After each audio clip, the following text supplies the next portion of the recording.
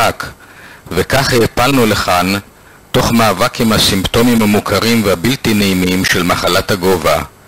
עוד יומיים של פעילות גופנית, כולל ירידה למחנה הבסיס ועלייה בחזרה נדרשו לנו, עד שאפשר היה להעיז ולעלות ל-5300 ולהשתלב בעבודות. כאן אנחנו רואים קבוצת חברים מהמועדון הלינינגרדי, ביניהם בעלי מוניטין עולמי וניסיון רב. על אף ניסיונם הרב הם קלטו אותנו ברצון והעריכו מאוד את נוכחותנו, את החשיבה הבלתי שגרתית שלנו ואת הציוד שהבאנו. היינו לחבורה אחת שחלקה בכל, באוכל, במאמץ, בצער וגם בהווי המיוחד שנוצר. כאן הם דנים בשיטות ובחלוקת העבודה לפני ההעפלה לאתר האסון.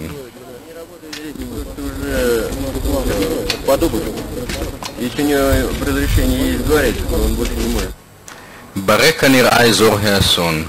ההר החשוף בחלקו בימין התמונה הוא רזדלין המתנסה ל-5800 מטר.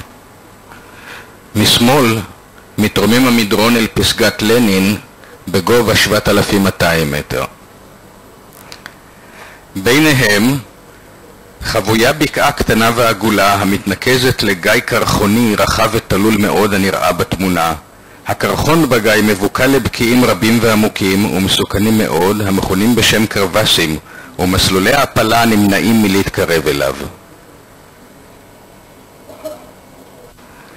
הבקעה החבויה מעליו חסויה מרוחות, ועל אף היותה קרחון ושלגים חם שם בימי שמש, ולכן היא מכונה בשם המחבת. ממש חניון לילה אידיאלי בדרך לפסגה.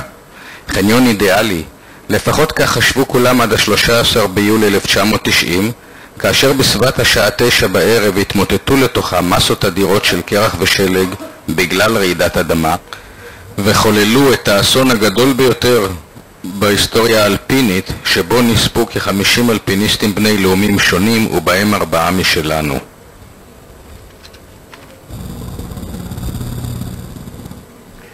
שמעתי מבוריס במטוס כי אנשים והציוד מגיעים לאתר האסון ברגל, והעבודה מתבצעת אך ורק באמצעים ידניים. היה ברור כי עבודה בתנאים אלה תהיה איטית ובלתי יעילה, ולכן לחצתי מההתחלה על שימוש במסוק. התשובה הייתה נייט. גובה האתר הוא מעל למגבלות המסוק, כך נאמר. אולם המשך הלחץ, ובעיקר המכבש שהפעיל הגורסקי מג'ירגיטל, בתוספת יחס חם לטייסים, כלומר סיגריות אמריקאיות וצ'ופרים תוצרת עילית, שיפרו את המוטיבציה של השלטונות והטייסים. השירות המוסק נעשה יעיל יותר, ואף היו נחיתות בודדות במחבת, אולם הרבה יותר מדי מאוחר. כאן נראה דימה שלנו בטיסה הראשונה שהעלתה צוות וציוד למחבת.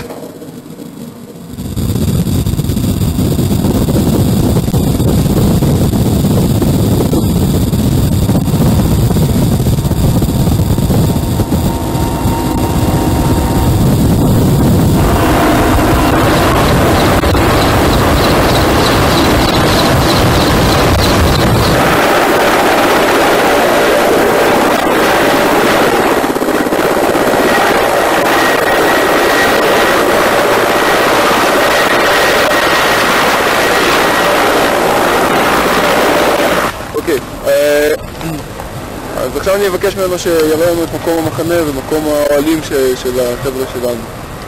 Покажи нам место лагеря и там места участки.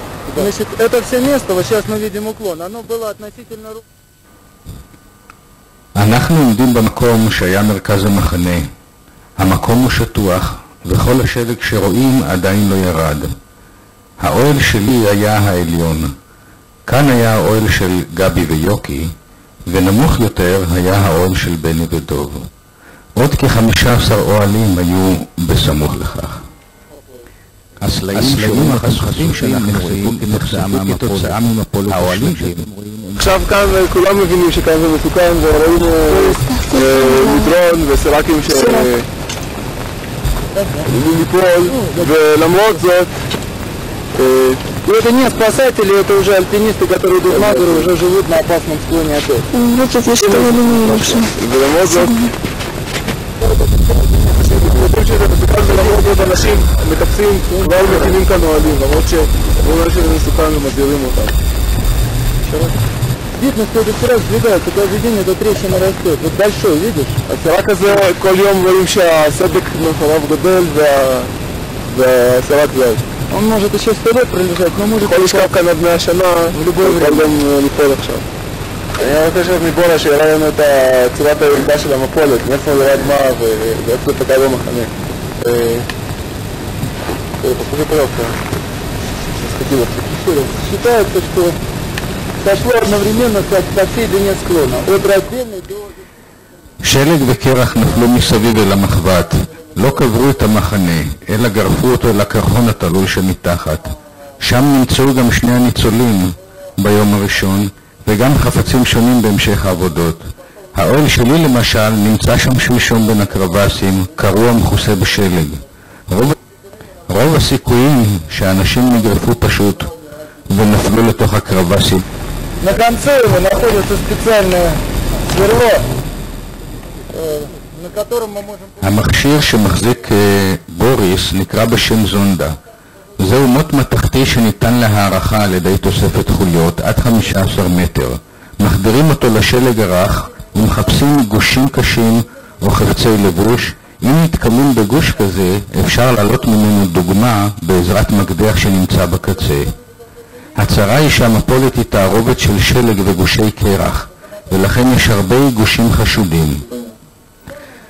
זו השיטה המקובלת בחיפוש אחרי נעדרים בשלג.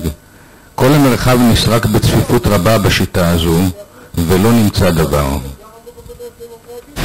Был прорыт ряд траншей, идущих непосредственно от лагеря. הואיל ובשיטת הזונדה לא נמצא דבר, נחפרו תעלות כגון זו שרואים בתמונה לאורך ולרוחב המחנה. התעלות נחפרו לעומק 2-3 מטר עד מתחת לבסיס הקרח שמלפני המפולת. לא נמצא דבר, וכנראה שבמחבת עצמו אין נמצאים.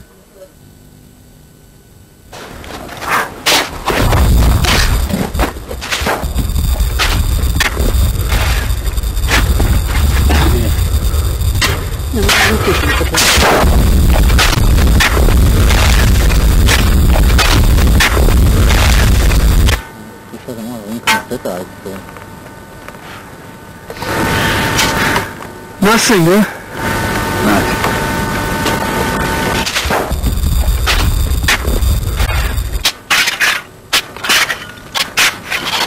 It's big, huh? Big. Big. Very big. Sorry. נו, איזה גודל זה? זה אי אפשר לראות, זה פשוט שחור, אבל זה